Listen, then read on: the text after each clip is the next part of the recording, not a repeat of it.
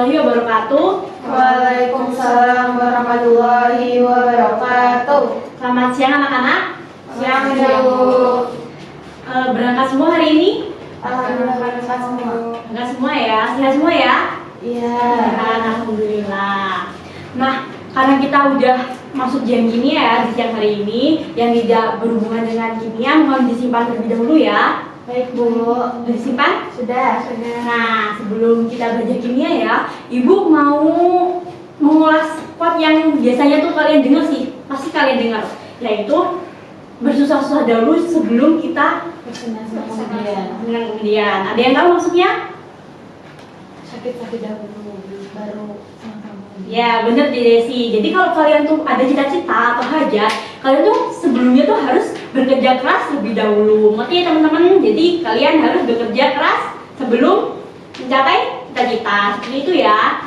Nah, sekarang kita masuk belajar kimia ya. Hari ini Ibu mau kasih kalian tema belajar kimia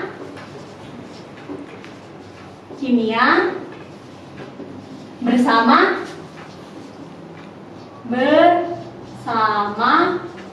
cicak di dinding.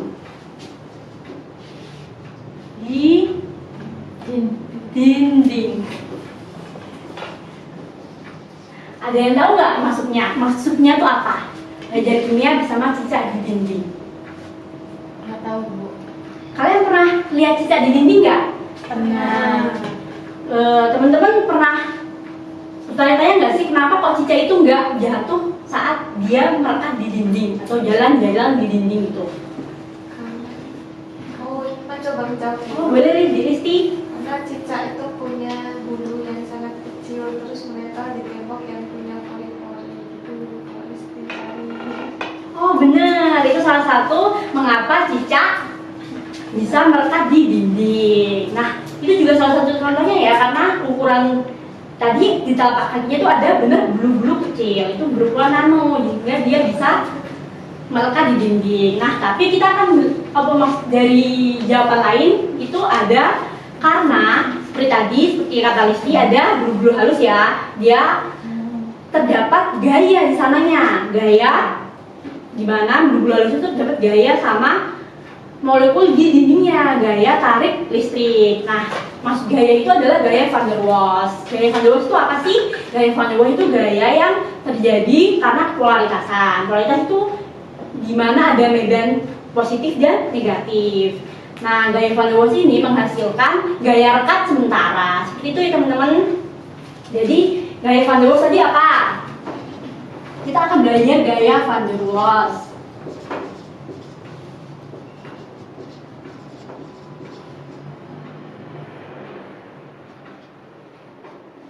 Gaya yang disebabkan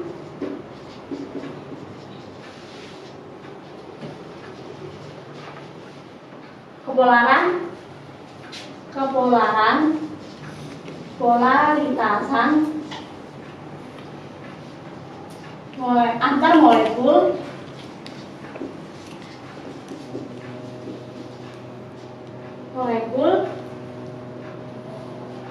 yang menyebabkan rekat sementara.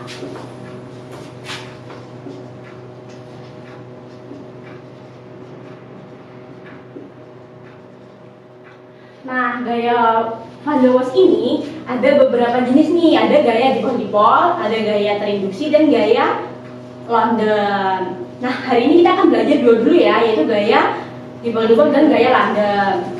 Nah, sebelum kita masuk ke gaya London dan gaya dipol-dipol, kalian harus tahu ciri-ciri dari molekul polar dan non-polar. Ada yang tahu? Ini NP, non-polar. Biasanya dia itu sejenis.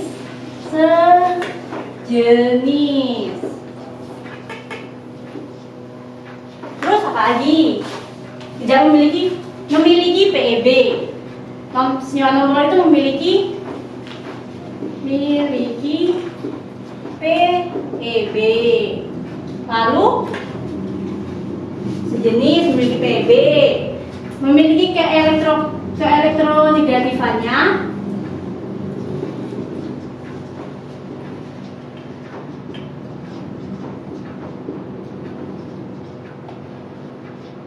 rendah. Biasanya jumlah atom yang di akhir itu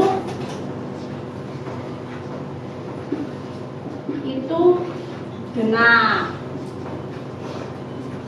Contohnya nih CH4, ini NP.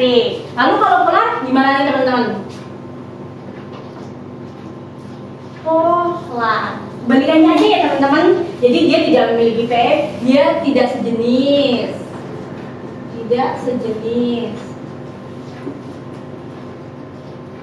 Lalu tidak memiliki PEB. Kemudian memiliki keelektronegativan agak cukup tinggi.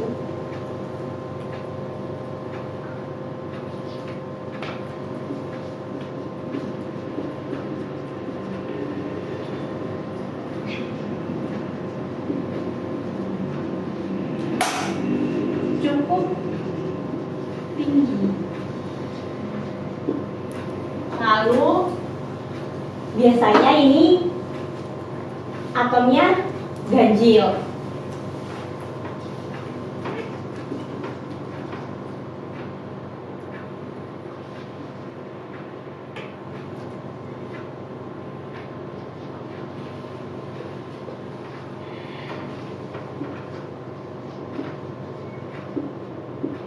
Jadi kita tahu ya bedanya, ciri-ciri deh dari non polar dan polar. Lalu sekarang kita masuk nih dari gaya-gaya Van der Waals. Itu pertama gaya dipol-dipol. Gaya dipol.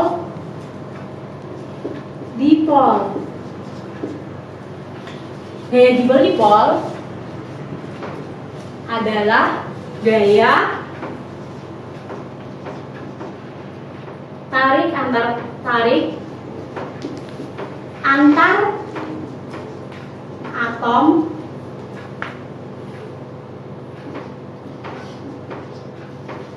molekul polar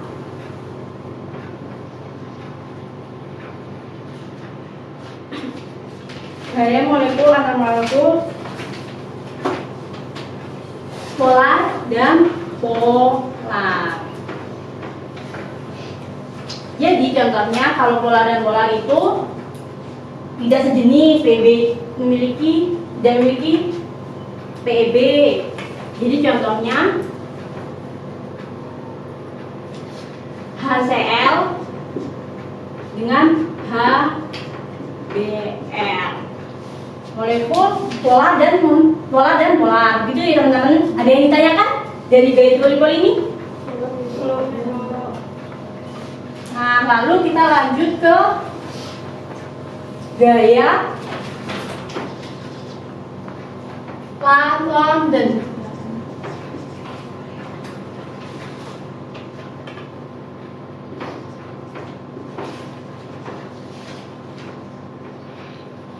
Gaya tarik antar atom molekul non polar dengan non polar. Contohnya nih. Contohnya ini Cl2 dengan Cl2. Itu ya teman-teman. Nah, ibu ada contoh soal nih. Oh, sebelumnya mohon maaf ya, ini non polar ini tidak memiliki PEB dan yang polar memiliki PEB. Seperti itu ya teman-teman. Dikoreksi lagi ya catatannya.